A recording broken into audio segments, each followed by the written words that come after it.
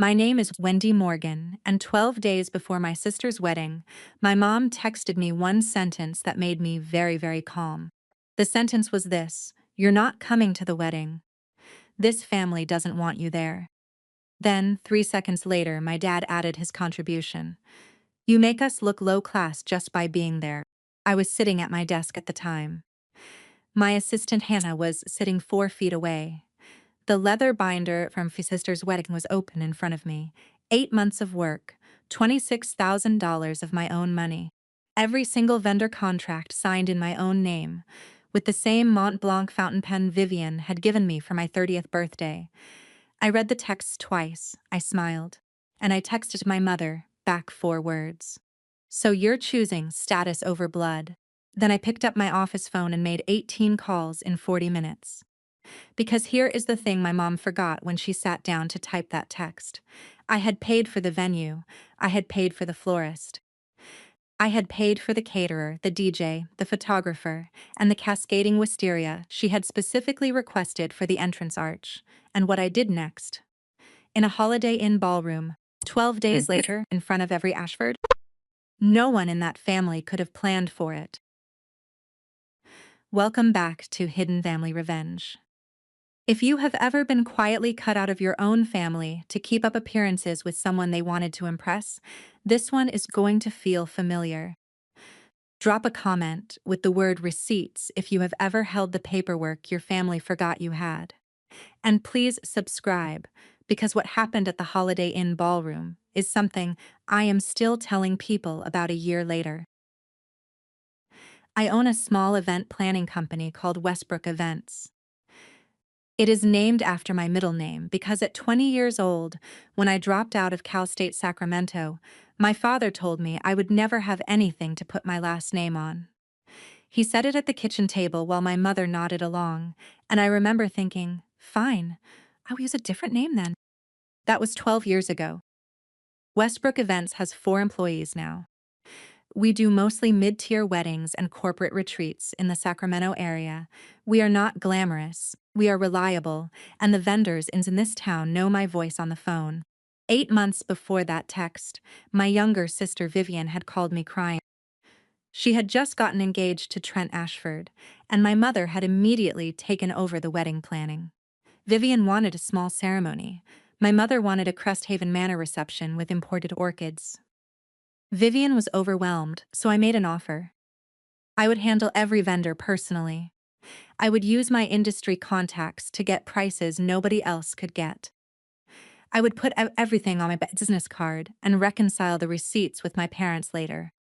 It would be my wedding gift to Vivian. She cried again. She hugged me. She said I was the best sister in the world. 8 months of binders. 8 months of weekend tasting menus. 8 months of bringing Vivian fabric swatches at her hair appointments because she could not get away from the salon. Every contract, every deposit, every signed page. The Mont Blanc clicked open, the signature dried, the binder closed. I did not think about whose name was on the contracts. Until 12 days before the wedding, when my mother told me I was not invited. The text arrived on a Tuesday at 3:47 in the afternoon. I remember the exact time because I was on a call with the rental linen company about napkin counts. My phone buzzed. I glanced down. I saw the preview from my mother. I excused myself from the call. I told the linen company I would call back in 10 minutes. I would not, but I said it. I read the first text. Then I read the second one, from my father. Then I read both of them again, just to make sure I had not invented it. "You're not coming to the wedding. This family doesn't want you there. You make us look low class just by being there." I felt nothing for about 4 seconds. Then I felt something very specific. Not anger, not sadness. Something colder and clearer. Like when a sink stops dripping and you suddenly notice how quiet a kitchen can be. Hannah looked up from her monitor. She is 27 years old and she has been with me 4 years. She can read my face in ways my own family never bothered to. "What's happening?" she said. I did not answer her yet. I turned my phone to her screen side and slid it across the desk. She read the messages. Then she read them again. She did not say anything. She just slowly closed her laptop. I picked the phone back up and typed 4 words. So you're choosing status over blood? I hit send. Then I uncapped the Mont Blanc and opened the binder. The first vendor on the list was Catalton Blooms. I dialed the number from memory. I had a wedding to dismantle. To understand why my mother typed that text, you have to understand the engagement party. 4 months earlier, the Ashfords had thrown an engagement dinner at their country club. The Ashfords are old Sacramento real estate, 4 generations of it. They are also, importantly, not the kind of people who tell you they are old money. They tell you about the public school their grands go to. My mother had been per norm at that dinner since the Trent proposed. She had a new dress. She had her pearl pin, the one she only wore for what she called important occasions. She had practiced the small wave she planned to do at the doorway. I drove myself there. I wore a navy dress I already owned. I was the only one there in something not new. Beatrice Ashford was the first person to talk to me. She is in her early 60s, slim, gray hair cut neat. She walked over while my mother was still fussing with her clutch in the entryway. "You must be Wendy," she said. "Trent has told me about your company." I said yes, that was me.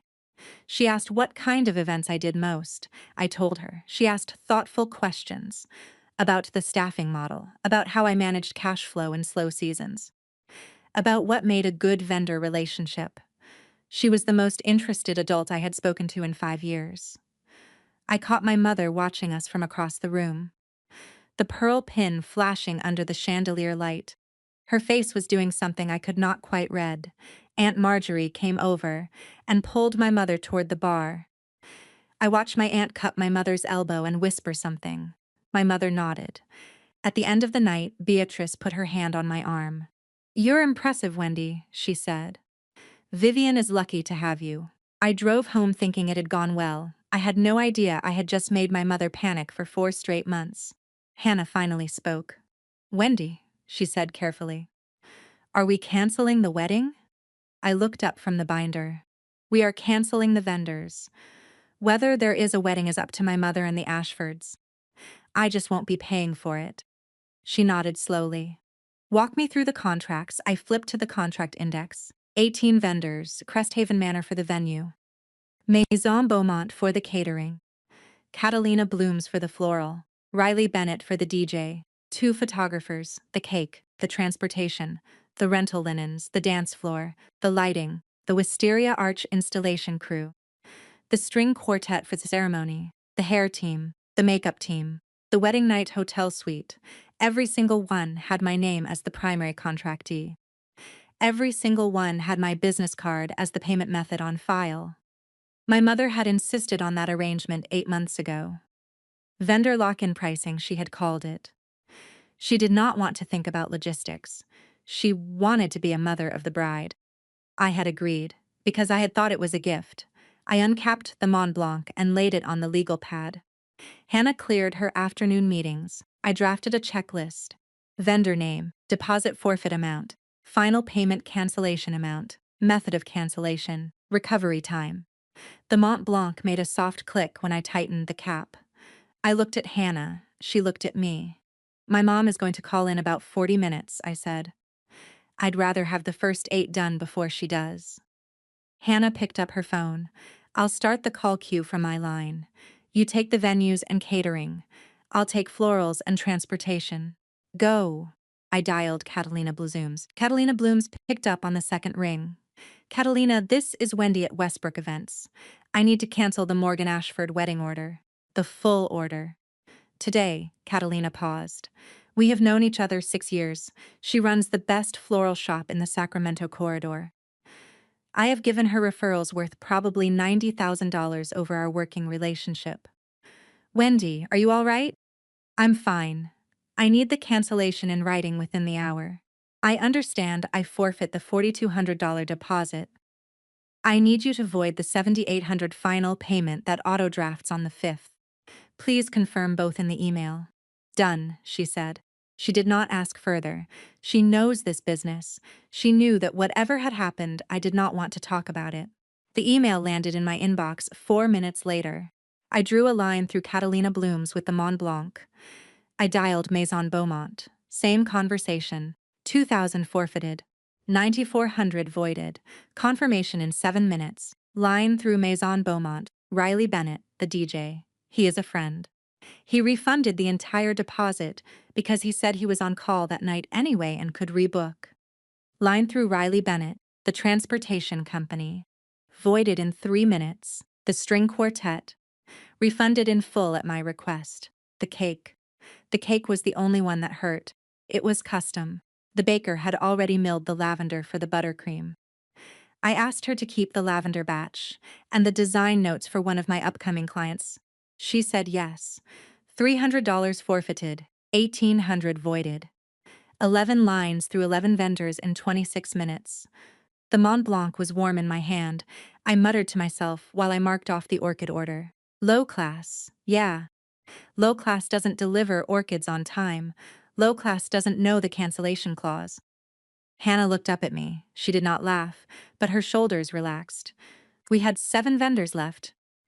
My phone started lighting up around 4:22, the first call from my mother. I ignored it. The second. Ignored.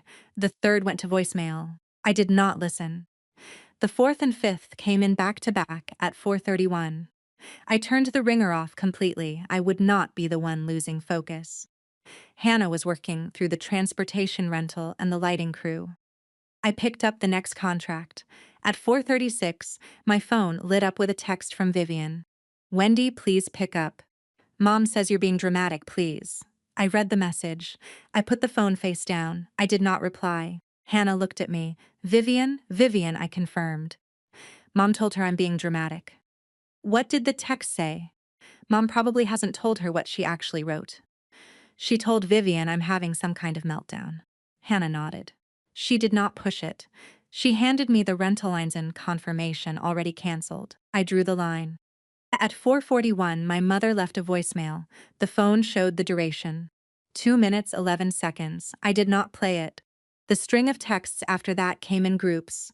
From my mother. From Aunt Marjorie. From my father finally, at 4:53. Wendy, your mother is upset. Call her back. I did not call him back. I did not call her back. I had Cresthaven Manor to cancel, and I wanted to do that one in person. I checked the binder. The venue contract was at the front. $18,000 in final payment, scheduled to autodraft Friday morning. $4,000 deposit forfeit on cancellation. I picked up the phone and dialed the direct line to Eric, the venue manager at Cresthaven. I had $18,000 to pull back from the brink. Eric picked up on the first ring. He always does. Wendy, tell me good news. Eric, I'm canceling the Morgan Ashford wedding, full cancellation, tonight. He was quiet for 2 seconds, then he said, Wendy, the deposit is $4,000. The final 18 is set to draft Friday. You're losing the $4,000 on cancellation, but I can stop the 18 if you confirm in the next 30 minutes. Confirm. Refund the 18 to the card on file. I want the cancellation email tonight. He took a breath. Are you sure? I'm sure. Wendy, you realize what this means for them. We are 11 days out. I realize, Eric, they have 11 days. I have a checkbook with 3 blank weeks of capacity. Send the email. He sent it 16 minutes later. Subject line, Cresthaven Manor, cancellation confirmation.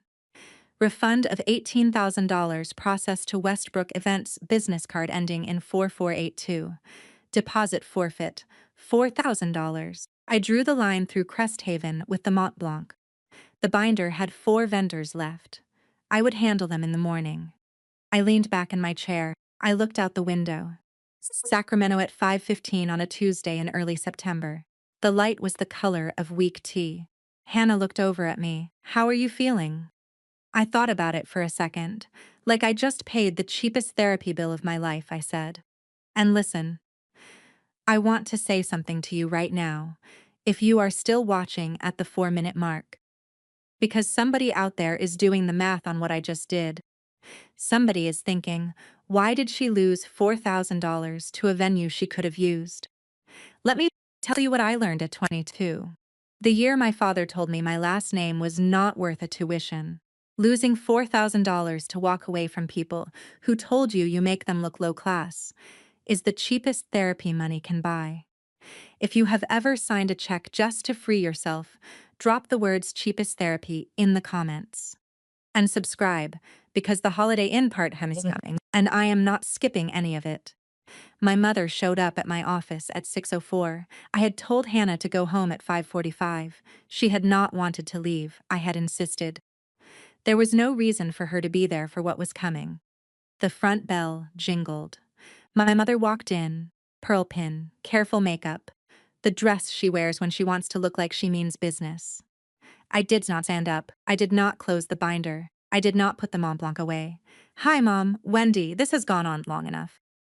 She tried warmth first. Honey, sit and talk to me. I am sitting, she tried cold. You have embarrassed your family. You have embarrassed yourself. Have I? She tried tears, real-looking ones. She is good at them when she needs them. I did not move. Mom, every vendor I contracted for Vivian's wedding has been informed today. 8 of them have already confirmed cancellation in writing. The remaining 10 will be done by tomorrow morning. The Cresthaven Manor venue has released the date. The Ashfords no longer have a reception location. The blood left her face in 2 waves. First around the mouth, then around the eyes. You're lying. I am not lying. Eric at Cresthaven sent the cancellation email hours ago. You can call him yourself. She tried to speak. Nothing came out. I tilted my head. I would understand if you'd rather not call. Because, low-class people don't usually have a personal line to luxury venue managers. So I'm not sure why you would want to call Eric. Her eyes closed, just for a second. I added, almost gentle. But low-class people apparently don't get invited to weddings, so I'm not sure why you're here at all. She left without saying another word. I watched my mother through the office window after she left. She got to her car. She stood in the parking lot for 30 seconds. Then she yanked her phone out of her purse and started dialing. I could not hear her, but I could see her shoulders. I could see the way she paced. I could see the way she gestured with her left hand. The pearl pin caught the parking lot lamp. I knew exactly who was on the other end of that phone call. Aunt Marjorie. Marjorie is my mother's older sister, 55, divorced twice, never recovered financially or socially from either. She lives in a condo my mother helped her get into. She breathes my mother's social calendar. They have a particular tone when they talk to each other. Loud, fast, almost competitive. By 7s that night, my cousin Lila had sent me a text. Wendy, what is happening? Mom is at Aunt Cordelia's house with a bottle of wine and they're calling vendors. Lila is 26, Marjorie's daughter. She has never quite been on her mother's wavelength. We are not close exactly, but we are friendly. They're calling vendors, I typed back. What do you mean? They're trying to threaten them. Like telling them they'll get bad reviews if they don't honor the original contracts. I laughed out loud in my empty office. I actually laughed. Leela, the contracts are in my name. Not theirs, I figured. They're not having a good time over here. A pause.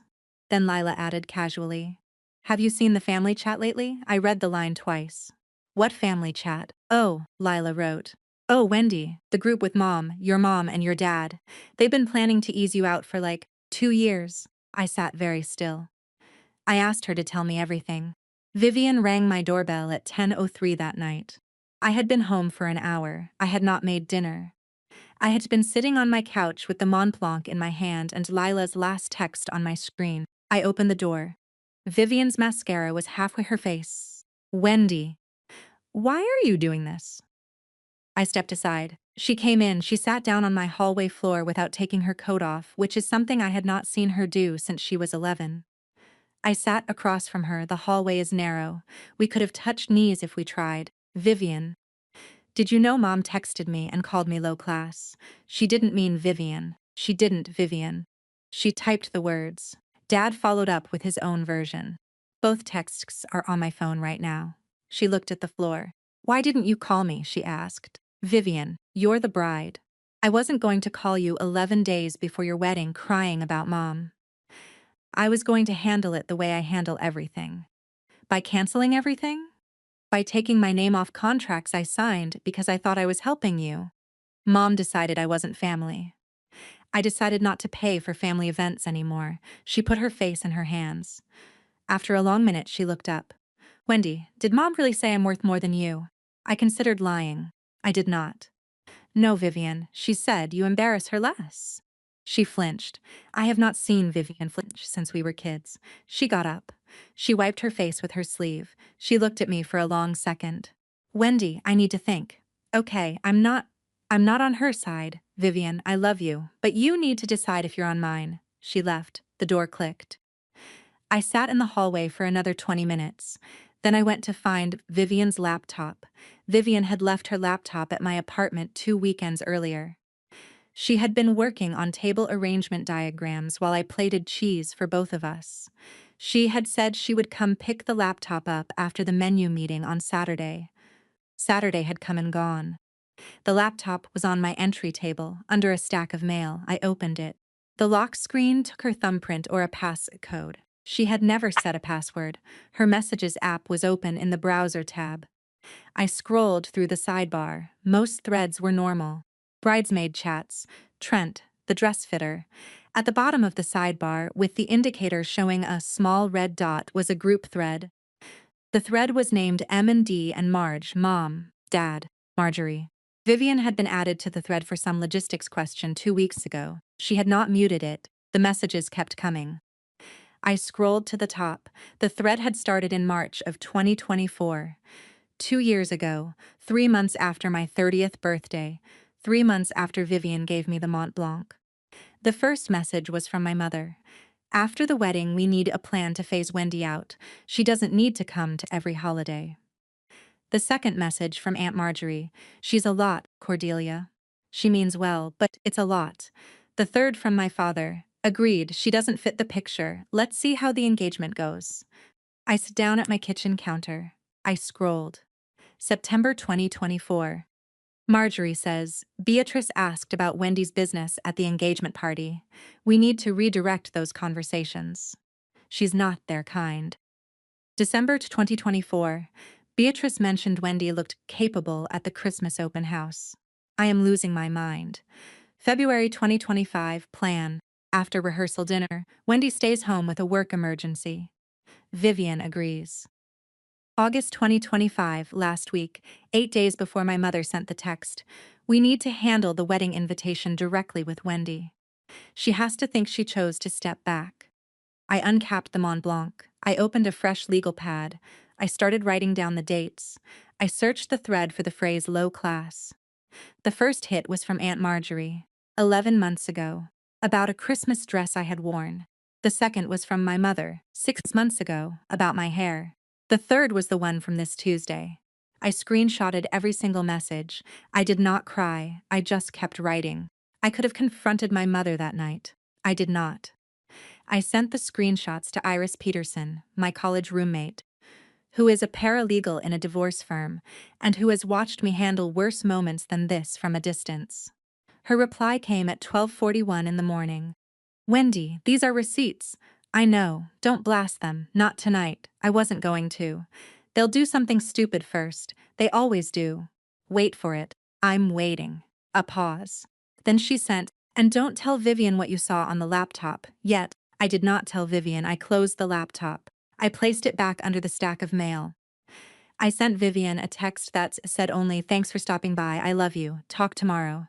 She did not reply. I made tea. I sat on my couch. I considered my options.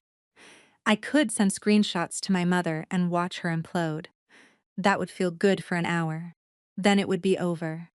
I could send the screenshots to Beatrice Ashford. That would be more useful. But it would also feel like I was using Beatrice. I did not want to do that, or I could wait. I decided to wait. Whatever happened next, my mother was going to do it to herself. She always did. I went to bed at 2 in the morning and slept for 9 hours. I had not slept that well in a year. My mother called Beatrice Ashford on Wednesday morning. I know this because Leela texted me at noon. Wendy, Mom is here. Aunt Cordelia called Beatrice last night to explain that you are having a breakdown and ruining the wedding for spite. Oh boy, I typed back. Wendy. Beatrice's response was, quote, I would like to speak with Wendy directly. I stared at the message, then I laughed, then I made coffee. If you have been watching for a while now and you have ever sat in a kitchen watching a parent rewrite reality in front of you in real time, drop the word rewrite in the comments below. Because here is what is about to happen. My mother is about to find out that Beatrice Ashford did not get to be Beatrice Ashford by listening to whispers in country club hallways. Beatrice asks. And then she asks again, and then she looks at the paperwork. Beatrice's secretary called me at 4:14 that afternoon. I had been expecting the call. She was warm, pleasant, direct, Miss Morgan. Mrs. Ashford would like to invite you to her home for tea on Friday afternoon at 3 o'clock, if you are available. I am available, Mrs. Ashford asks that you bring any documents related to the wedding planning. She mentioned vendor contracts, receipts, whatever you have. I will bring the binder. Thank you, Ms. Morgan. We look forward to seeing you Friday. I hung up. I packed the binder. I made copies of everything in it. I made a separate manila folder of the printed group chat screenshots. I put it all together with my Mont Blanc clipped to the cover. I had 3 days to get my thoughts in order. I knew exactly what I was bringing. Friday afternoon, 2:57. The Ashford home was in an old Sacramento neighborhood I had only driven through. The street was lined with valley oaks. The houses were set back behind low picket fences. Beatrice's house was a craftsman with a green door and a porch swing. There was no gate, there was no doorman. There was Beatrice in a beige cardigan, holding the screen door open. Wendy, come in. The tea is hot. The interior was tasteful in a way that is hard to describe if you have not seen it.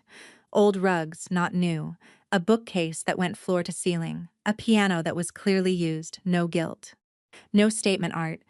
A black and white photograph of a man in mechanic's overalls hung above the fireplace. She poured the tea herself. Earl Grey, real porcelain cups, no cookies on a tray, just the tea. Wendy, what is happening? I placed 3 sheets of paper on the small table between us. The first sheet was the master list of canceled vendors with dollar amounts. The second sheet was the original Cresthaven contract, with my signature and Westbrook Events as the contractee. The third sheet was the bank statement showing $26,000 and change paid out over 8 months. From my business account to my mother's wedding vision. Beatrice put on a pair of reading glasses I had not noticed. She read each sheet slowly. She did not skim, she read. After about 3 minutes, she looked up. Your mother told my husband at the engagement dinner that your business was, and I'm quoting, a side hobby Wendy does on weekends.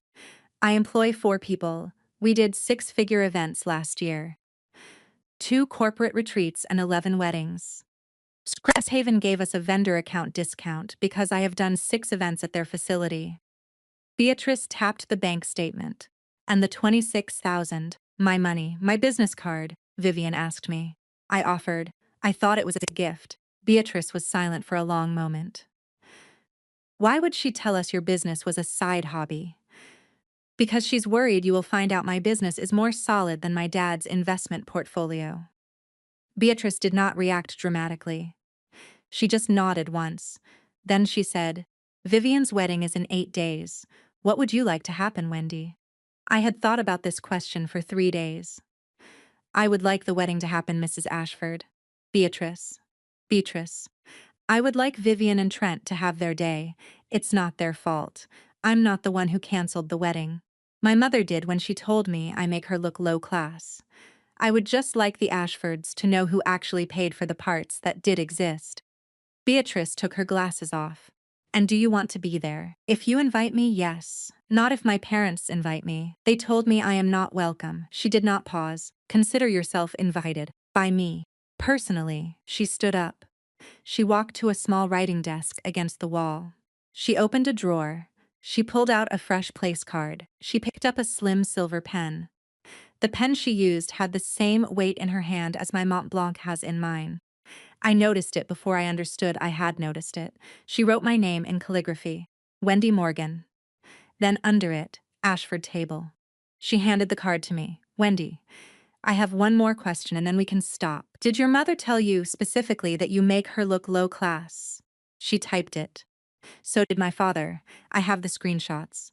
May I see them? I opened the manila folder. I handed her the printed group chat screenshots, all of them. She read for 9 minutes. She did not speak. When she finished, she folded the screenshots and put them on the writing desk. Wendy, I will see you next Saturday. She walked me to the door. She did not say goodbye. She squeezed my hand once. The grip was steady and warm. I drove home with the place card on the passenger seat. My mother and father spent the next 4 days trying to find a replacement venue. Lila kept me informed. They called Cresthaven and tried to uncancel. Eric was polite. He told them the date had been released to a corporate retreat. He told them this in the voice of a person who had been briefed.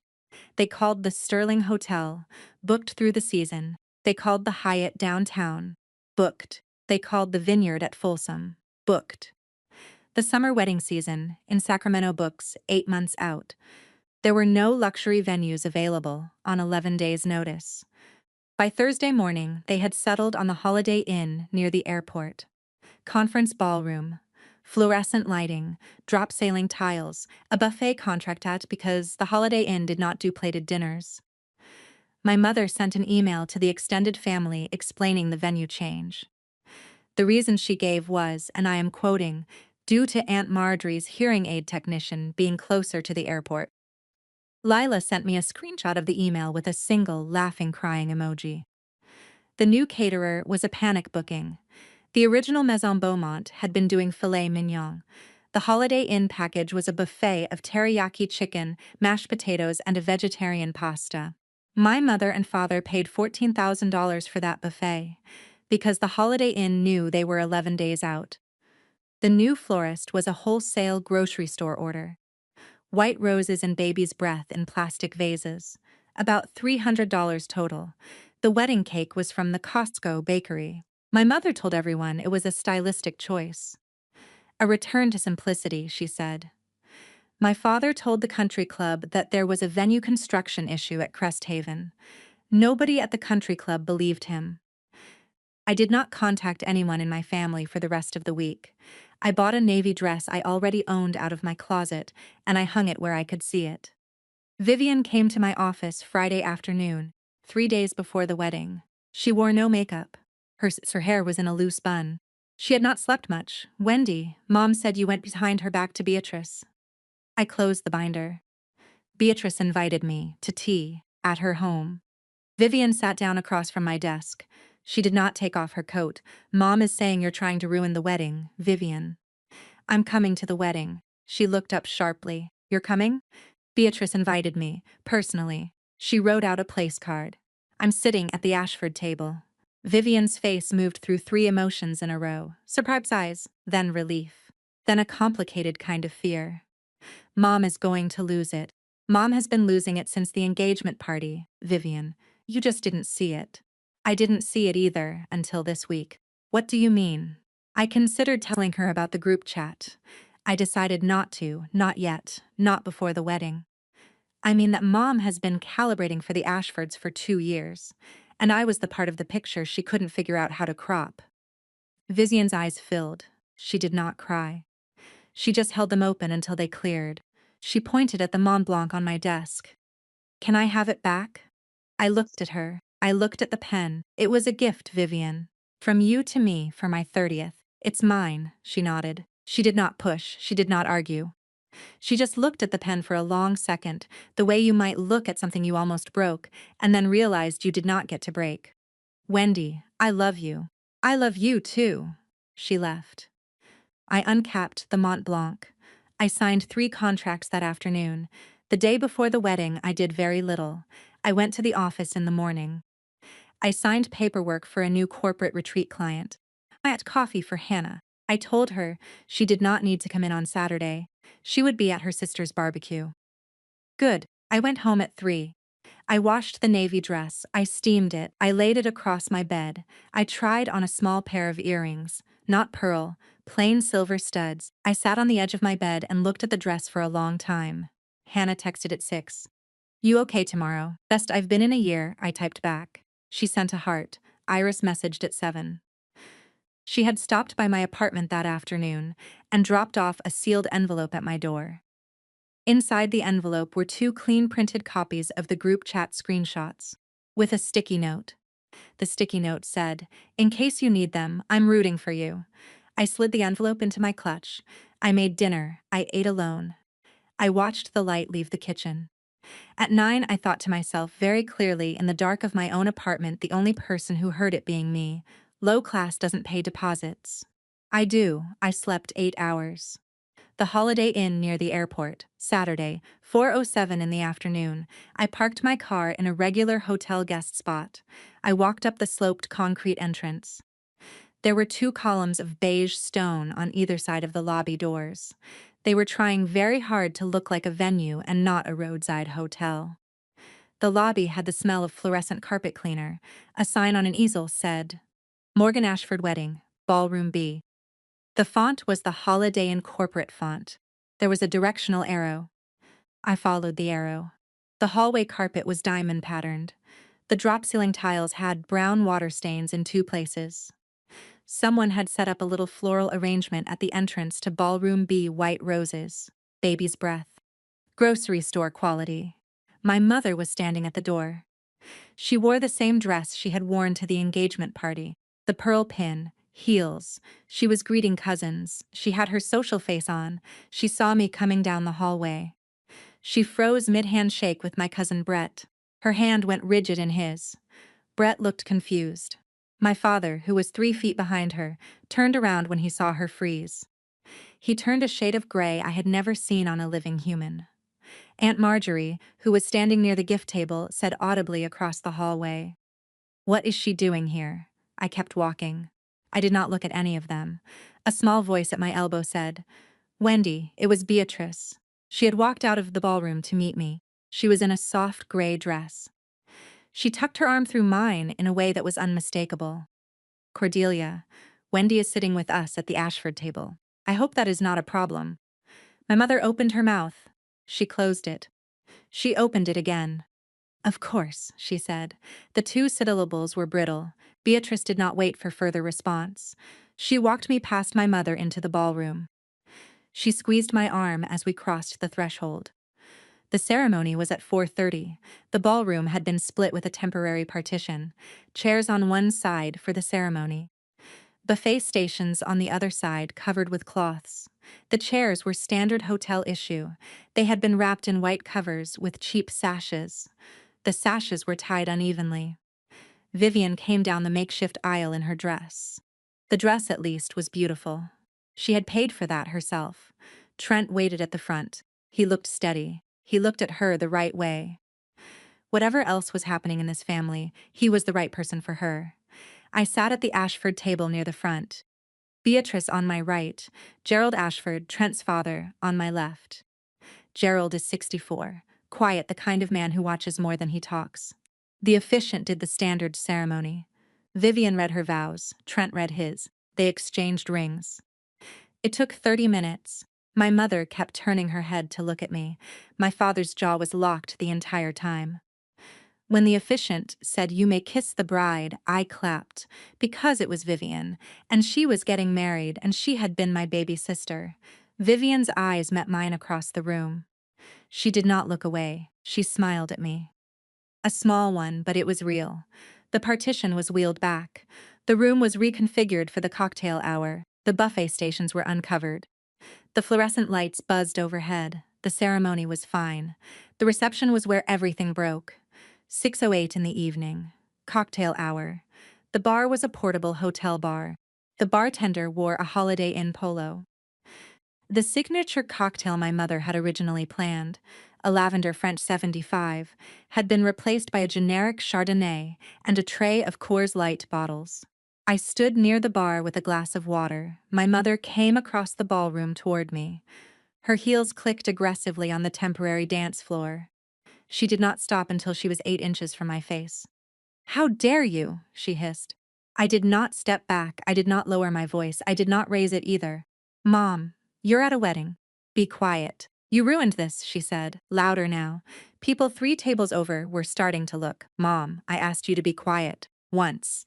"Look at this place," she hissed. "Look at what you did. Look at what your jealousy has cost this family." A voice behind her said, very calmly, "Cordelia." Beatrice had crossed the room. Gerald was with her. Trent was a step behind. Vivian was at Trent's elbow. Cordelia, would you mind joining me for a moment? There is something I would like to clarify in front of the family. My mother turned. She tried to smile. The smile did not land. Beatrice, we don't need to make a scene. I agree, Beatrice said pleasantly, which is why I would like to clarify this at the family circle. The toasts are scheduled in 10 minutes anyway. We can take care of it now. She did not wait for my mother to agree. She gently turned and walked toward the center of the ballroom. Gerald followed. Trent followed. My mother had no choice. She followed too. I followed last. The center of the ballroom had been cleared for the toast. A small podium had been set up. A microphone was on a stand. Beatrice ignored both. She walked into the center of the cleared space. She turned. She faced the family circle. 22 family members had wandered closer when they saw the movement. Some were holding drinks. Some had set them down. Aunt Marjorie was at the edge. Her face had gone strange. Gerald Ashford tapped his glass once with a butter knife. Just once. The room went quiet. Family, Beatrice said. Her voice was not loud. It carried because the room was waiting for it.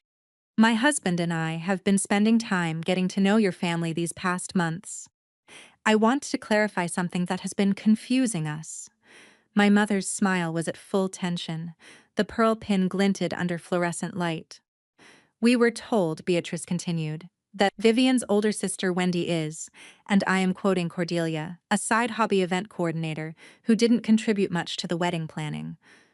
Well, my mother began. You see, I am going to clarify, Beatrice said, not unkindly. She produced a manila envelope from a small handbag I had not noticed her carrying. These are the original vendor invoices for the wedding that was planned at Cresthaven Manor. The wedding that was canceled 12 days ago. She did not open the envelope yet. She held it in two hands. She let the family circle look at it. Cordelia.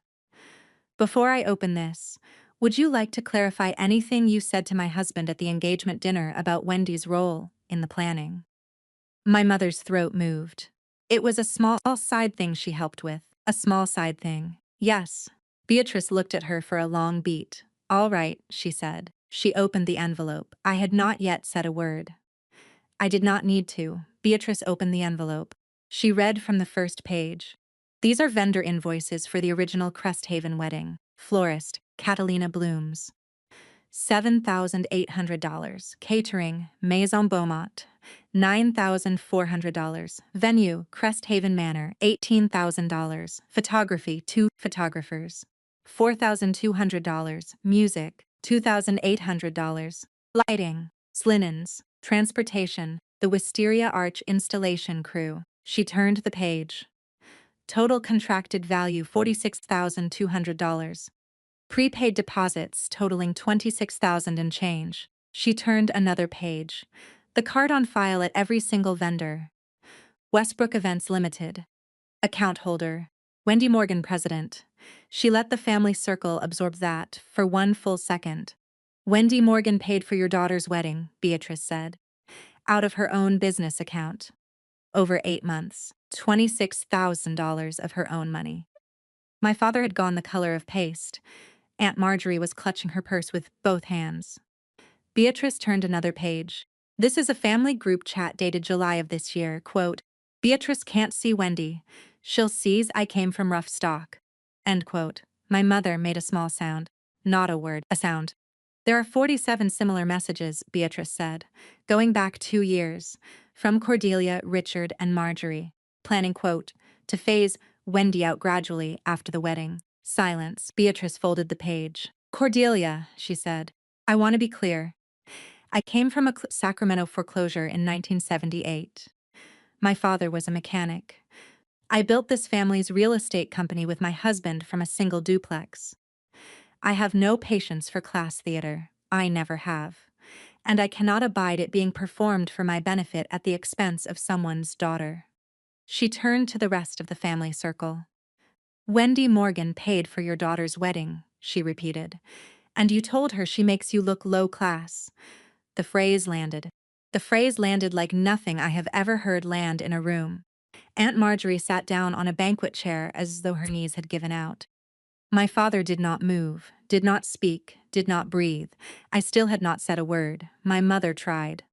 She tried, the way drowning people try. Wendy offered, she said. The words came out at high pitch. She offered $26,000 because she's a generous person, Beatrice said. You told her she's an embarrassment. Those are different transactions, dear. Beatrice.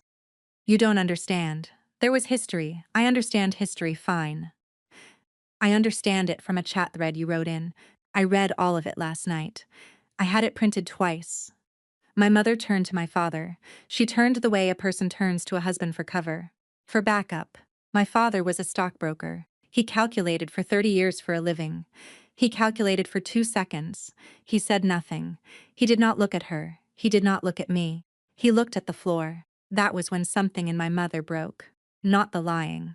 Not the exposure. The not being defended. She turned back to Beatrice. Her voice was small. It wasn't supposed to be public. None of it was supposed to be public, Cordelia. That's how it works. People say one thing in a chat thread and another at a country club, and they think no one will hold both pages in their hand at the same time. I am holding both pages. Vivian stepped forward. Mom, she said, her voice was breaking. Vivian, you don't understand. Mom, you told me Wendy didn't want to come. You told me she was sick.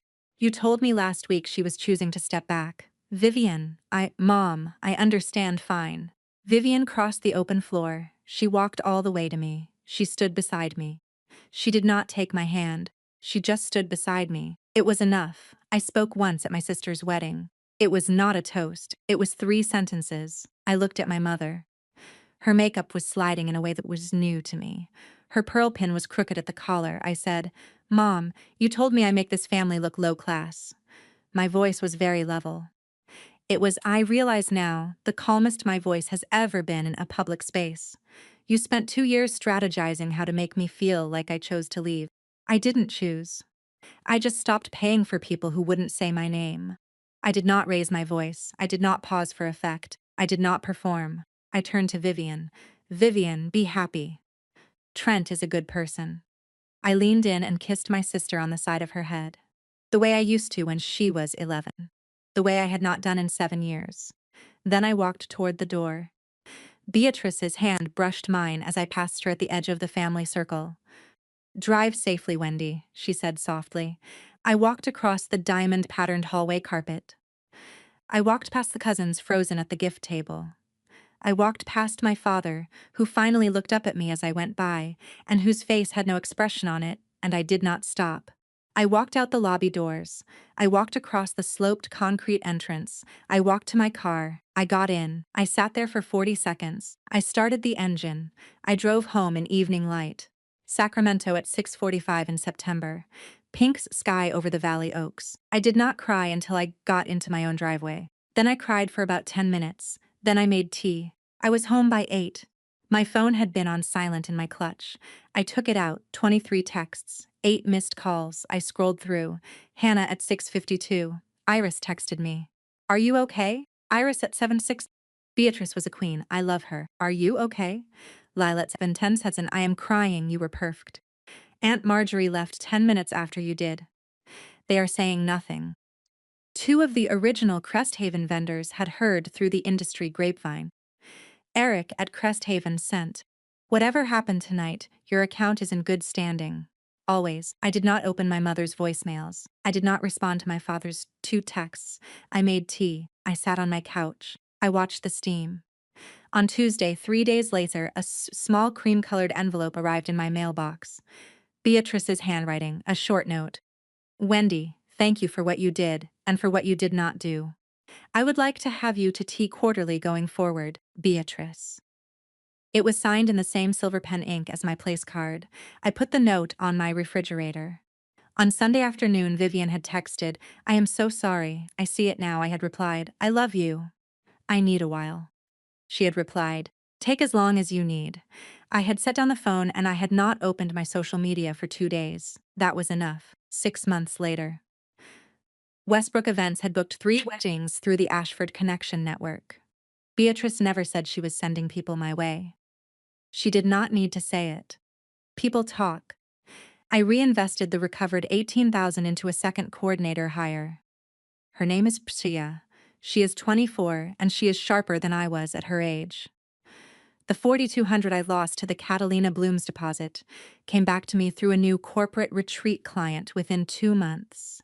My mother had called once in October. I did not pick up. She left no message. My father had sent a holiday card in December. I mailed it back unopened. Aunt Marjorie was quietly dropped from the country club Christmas list. I heard about it from Lila over coffee. Vivian and I had been meeting for coffee once a month since November. Slow, neutral. Trent came twice. He is a good person. He apologized for what he did not see. I told him I did not blame him. Beatrice and I had tea quarterly, as promised. We talked about business, mostly. Occasionally, we talked about Vivian. We did not talk about my mother. I still use the Mont Blanc. I had signed 47 new contracts with it since the wedding. The pen lived on my desk next to the leather binder of every event I have ever planned. Status doesn't pay deposits. I do. But not for people who won't say my name. If you have been with me until now, here is what I learned. The people who tell you you make them look low class are usually telling you what they are most afraid you will find out about them. My mother had spent 30 years climbing a social ladder that Beatrice Ashford had never even seen. My mother had built her sense of self on rungs other people had nailed to the wall. When I started to look capable, when I started to look like I might be more solid than her own structure, I became the threat. I had to be moved out of the picture, gently, before anyone Beatrice's height noticed me. She did not move me out of the picture. I moved myself. That is the difference. That is my story. If you have ever held the receipts your family forgot you had, keep them. Quietly. Some people need to be paid in mirrors. Drop a comment with the word receipts. Hit subscribe. And I will see you in the next one.